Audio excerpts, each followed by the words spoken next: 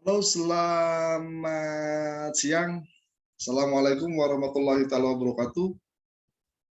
Apa kabar saudara-saudara mahasiswa?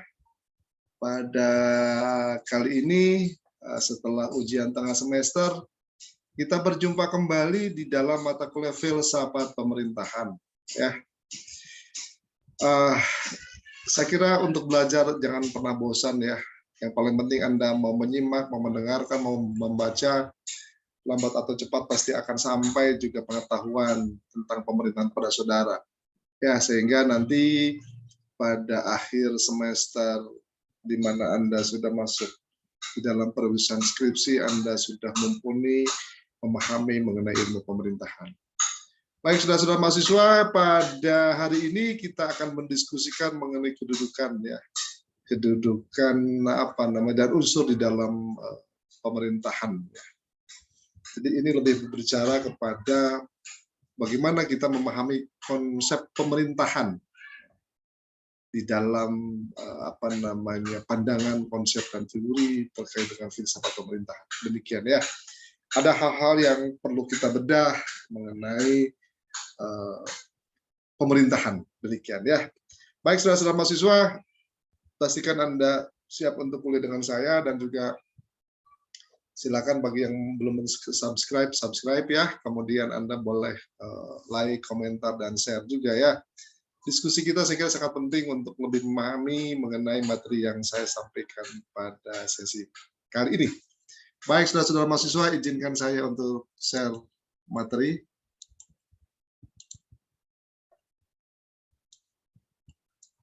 Baik, saudara-saudara, sudah nampak ya.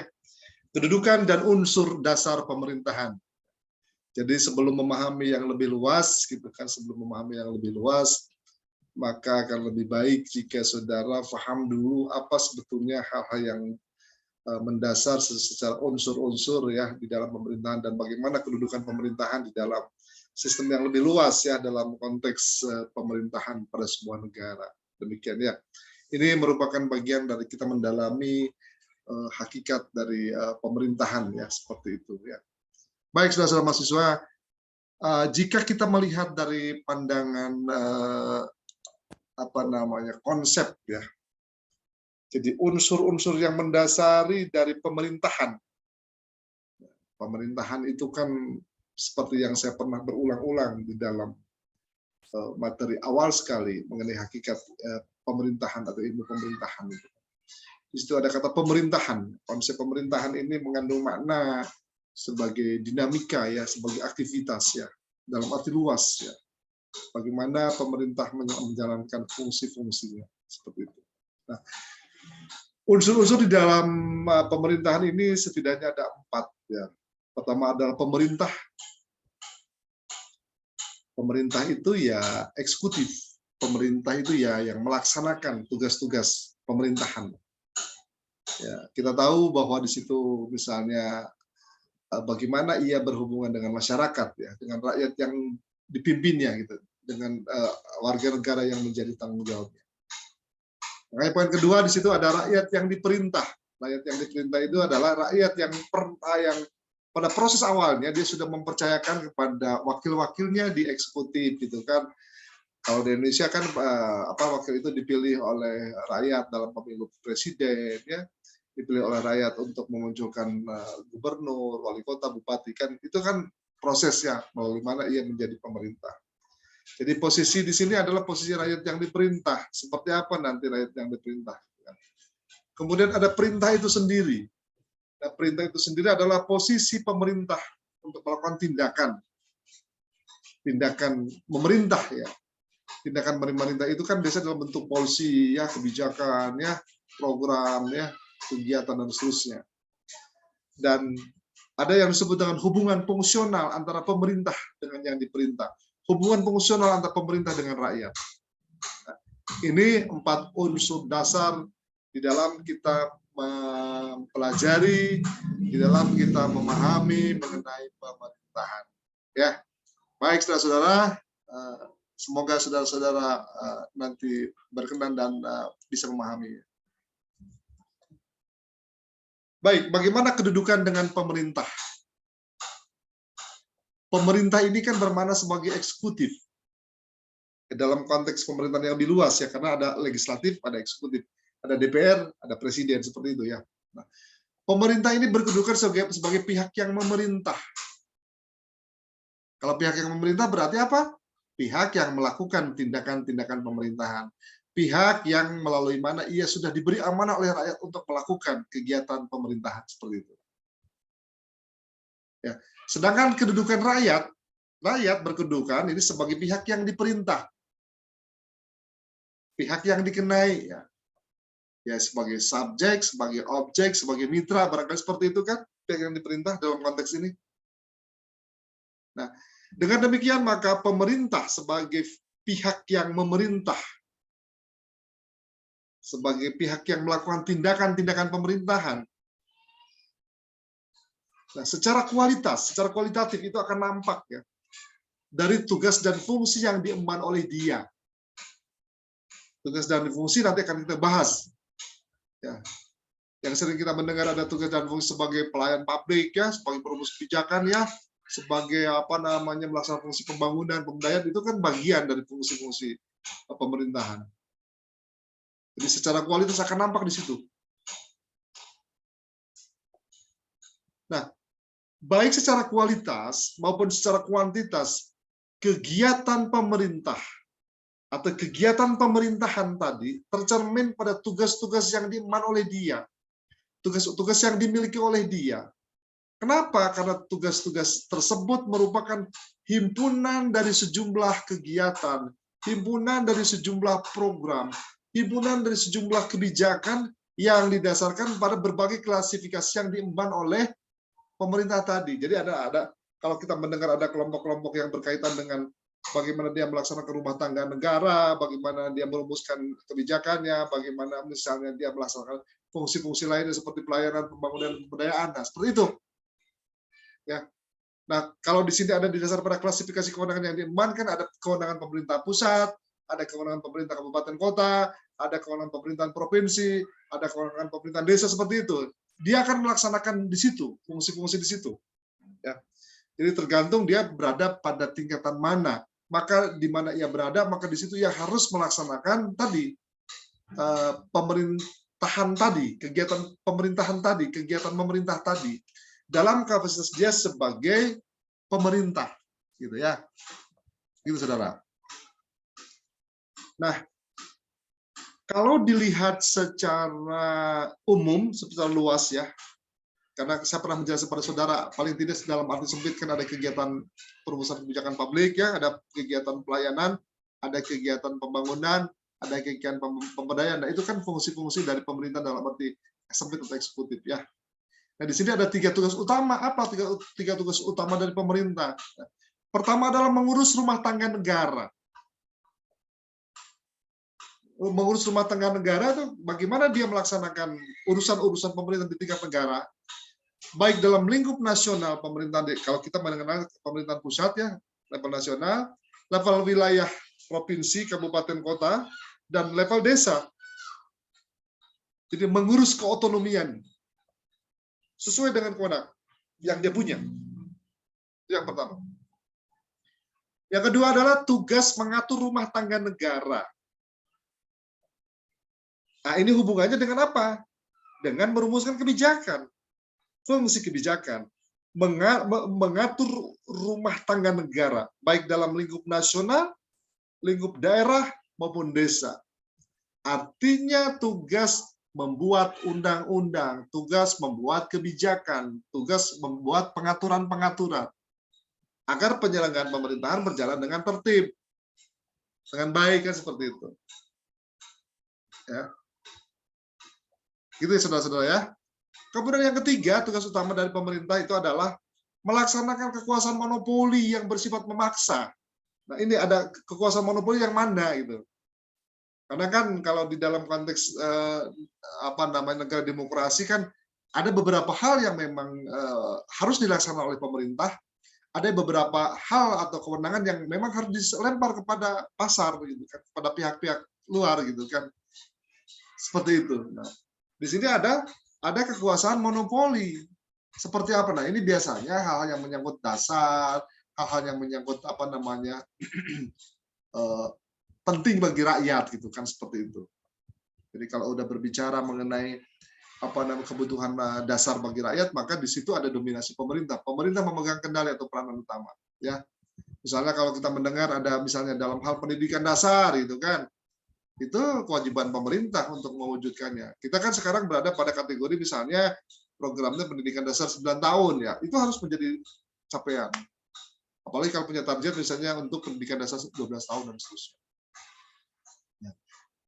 Oleh karena itu kan ketika berbicara kekuasaan monopoli itu kan apa namanya bersifat memaksa misalnya diatur biasanya di dalam undang-undang dasar. Kalau Anda melihat misalnya di dalam undang-undang dasar terkait dengan bumi, air, ya, dan kekayaan yang ada di dalamnya gitu kan dikuasai oleh negara. Sebetulnya itu dalam rangka untuk keberlanjutan negara, keberlanjutan kehidupan masyarakat atau warga negara di dalam negara itu. Gitu ya. Jadi ini 3 tugas utama yang harus dilaksanakan oleh pemerintah. Pertama adalah mengurus rumah tangga, kedua adalah mengatur, dan ketiga adalah melaksanakan kekuasaan monopoli yang bersifat memaksa dalam hal kewenangan tertentu. Ya, baik saudara mahasiswa, kalau ada pertanyaan silakan ya, agar kuliah kita lebih bermakna. Baik, yuk kita lihat bagaimana tugas mengurus rumah tangga negara.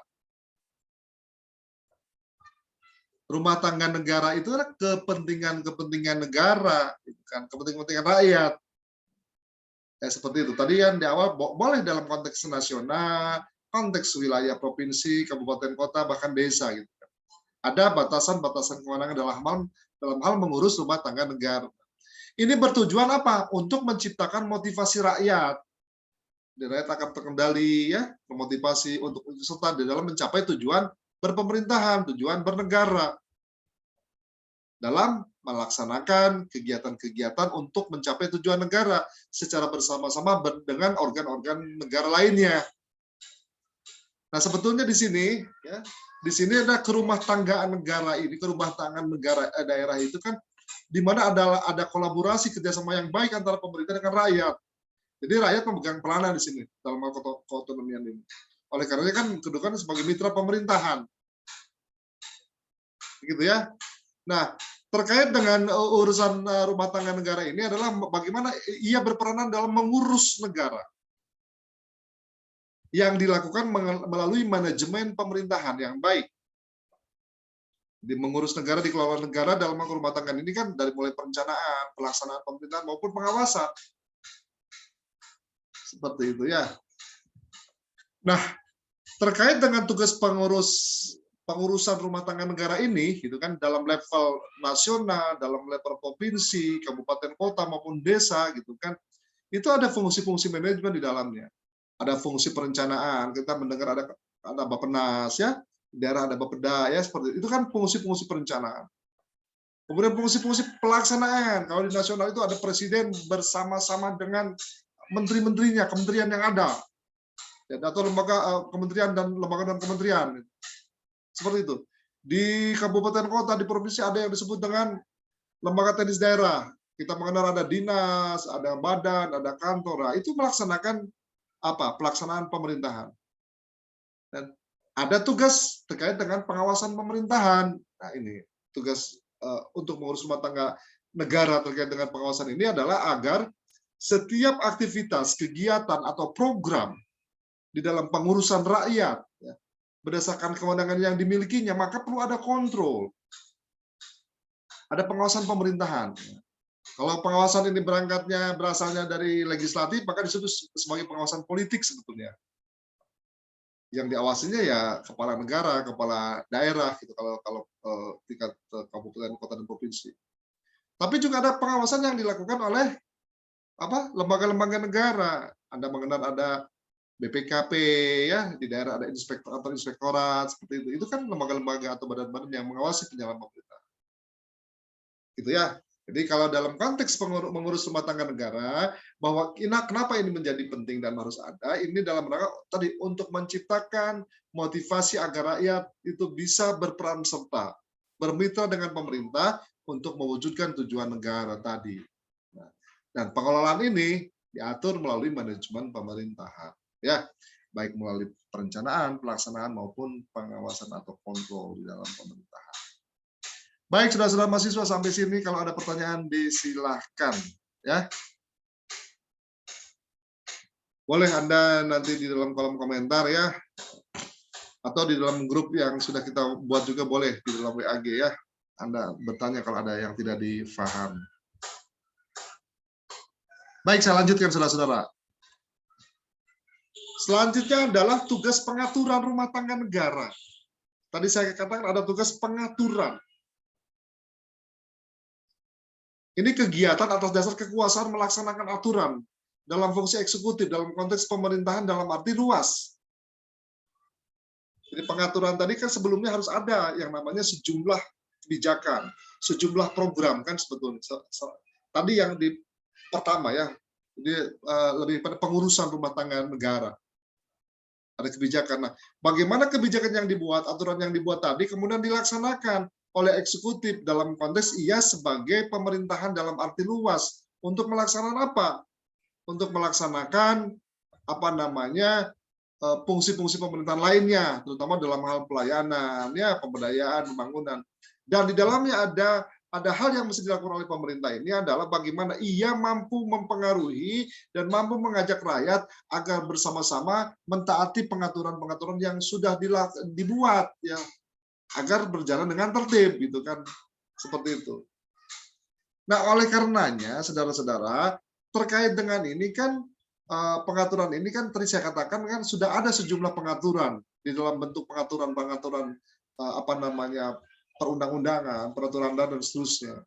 Nah, biasanya pengaturan ini kan menyangkut bagaimana pengorganisasian kelembagaannya, bagaimana pengelolaan manajemennya, bagaimana hubungan antar manusia, bagaimana kepemimpinan, bagaimana pengambilan keputusan, dan lain-lain sebetulnya. Nah ini ya, jadi proses melalui mana rumah tangga negara, baik pusat maupun daerah, termasuk juga di desa, itu kan perlu pengaturan. Agar apa? Agar penyelenggara pemerintah dalam hari ini adalah eksekutif menjalankan apanya dengan baik ya, apa namanya urusan-urusan pemerintahan ya, fungsi-fungsi pemerintahan ya, sehingga sejumlah pengaturan yang dibentuk atau dibuat tadi ya, apakah itu terkait dengan penataan organisasi ya, bagaimana hubungan antar organisasi lembaga, bagaimana pengelolaan manajemennya, hubungan kemanusiaan dan lain-lain, ini kan bisa berjalan dengan baik ya, karena kan pengaturan ini kan tujuannya adalah tertib ya, tujuannya adalah taat kepada aturan, tujuannya adalah bisa berjalan dengan baik apa yang menjadi tujuan negara ya. Demikian saudara-saudara. Baik, izinkan selanjutnya adalah bagaimana terkait dengan tugas di dalam kekuasaan monopoli. Saya tadi katakan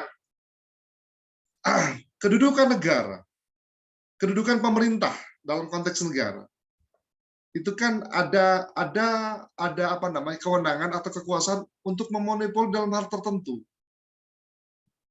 Tadi saya katakan di awal kan terutama berkaitan dengan kepentingan umum, kepentingan publik.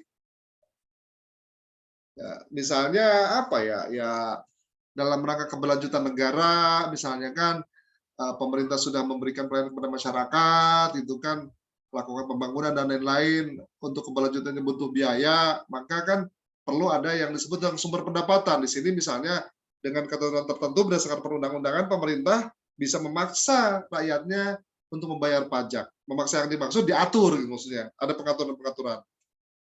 Kemudian jika yang melakukan penegakan keadilan, ya, penegakan keadilan itu kan ada fungsi kehakiman di situ kan. Bagaimana hakim melaksanakan apa namanya fungsinya gitu kan ketika dihadapkan pada satu kondisi-kondisi tertentu ya sehingga bisa berjalan dengan baik. Penegakan hukum juga di sini menjadi penting ya, menjadi sangat penting ya. Karena sebetulnya negara itu ada kalau keadilan memang dirasakan oleh rakyat ya. Kemudian ada misalnya contoh lain kan terkait monopoli mempertahankan keamanan negara. Misalnya kita mendengar ada Tentara Nasional Indonesia TNI. TNI dia kan cuma satu, adanya TNI doang, walaupun ada beberapa laut, darat, udara, dan kepolisian. Tapi satu TNI, TNI Negara Kesatuan Republik Indonesia. Ini kan juga fungsi monopoli gitu. Kenapa mesti ada? Deh? Tapi tujuannya untuk keseluruhan kepentingan rakyat di dalam negara. Ya, dalam kekuasaan monopoli juga tujuan akhirnya adalah sebetulnya menegakkan hukum ya, menegakkan hukum agar apa? agar perundang-undangan ya yang berlaku di Indonesia, baik di dalam nasional maupun di kabupaten kota, daerah, itu kan bisa berjalan dengan baik. Nah, tentu saja kalau berkaitan dengan peraturan hukum perundang-undangan, berkaitan dengan penegakan hukumnya, kan apa namanya tidak selalu mulus, maksud saya, karena akan berhadapan dengan ketidakpuasan, kekecewaan, kekurangan, dan rakyat mungkin pada protes ya, menyampaikan aspirasi bahkan sampai demonstrasi gitu kan. Itu sebetulnya bisa berbagai apa namanya faktor penyebabnya ya, bisa karena ketidaktahuan, bisa memang ada pasal yang memberatkan ya. Nah, itu harus menjadi introspeksi bagi pemerintah. Sehingga terkait dengan penegakan hukum ini kan apa namanya rakyat betul-betul taat ya, rakyat betul-betul peduli ya sebagai warga negara. Demikian. Nah, baik, selanjutnya adalah bagaimana kedudukan rakyat. Kedudukan rakyat di sini adalah rakyat berkedudukan sebagai apa namanya ya penduduk ya di dalam suatu wilayah negara ya, daerah ya. Kita bisa melihat bisa secara konsep sosiologi di rakyat adalah mereka yang hidup berkelompok di wilayah tempat mereka tinggal ya, ada ikatan darah, ikatan nilai dan seterusnya. Nah, rakyat ini ya dalam konteks negara nih, dalam konteks politik nih, rakyat ini memiliki hak untuk diayomi, memiliki hak untuk dilayani, memiliki hak untuk diberdayakan. Nah, terkait dengan kedudukan rakyat ini, ya juga dengan tadi kedudukan pemerintah tadi, ya dengan beberapa apa namanya tugasnya tadi, ya fungsinya tadi, ya maka ada hal yang menghubungkan seperti dalam slide pertama. Hubungan ini adalah hubungan fungsional. Rakyat tunduk dan patuh, gitu kan, pemerintah memberikan pelayanan, pemerintah membuat kebijakan, pemerintah membangun, pemerintah memberdayakan sesuai dengan ketentuan undang-undang. Agar apa? Tujuan bernegara terwujud. Misalnya apa? Masyarakat sejahtera, masyarakat adil dan makmur, seperti itu. Ya, begitu ya saudara-saudara. Jadi dengan demikian kembali ke dalam konteks kuliah yang ini ya. Jadi ujungnya adalah bahwa ada pemerintah, ada rakyat diperintah, ada perintah dan ada hubungan fungsional antara keduanya ya. Itu kan sebetulnya kan hubungan fungsional yang dimaksud adalah manakala pengaturan diatur oleh undang-undang bahwa pemerintah melaksanakan fungsi-fungsinya, rakyat juga tunduk dan patuh dan punya hak dan kewajibannya, salah satu membayar pajak. Di situ sudah ada hubungan-hubungan fungsional antara kedua belah pihak. Baik, saudara-saudara mahasiswa, demikian saya kira terkait dengan kuliah kita pada hari ini terkait dengan kedudukan dan unsur dasar di dalam pemerintahan. Ya, lebih lanjut, saudara-saudara, silakan nanti Anda pelajari dari sumber yang lain. Mudah-mudahan Anda bisa memahami lebih jauh lagi. Ya, izinkan saya untuk stop share dulu ya. Baik, saudara-saudara mahasiswa. Baik, dengan demikian saya kira dari sejumlah paparan yang saya sampaikan, mudah-mudahan Anda bisa mengerti, memahami, dan mampu mendalami lebih jauh lagi dalam dunia nyata, ketika Anda bekerja, ketika Anda bermasyarakat, ya seperti itu. Ya, demikian saudara-saudara, selamat berjumpa kembali nanti dalam sesi berikutnya. Saya mohon maaf atas kekurangan dan hilapnya. Jangan lupa, silakan saudara dalami, pahami, dan dengarkan ya materi dari saya. Akan lebih baik juga kalau Anda memberikan komentar ya. Bagi yang belum subscribe, silakan. Terima kasih, sampai jumpa. Assalamualaikum warahmatullahi wabarakatuh.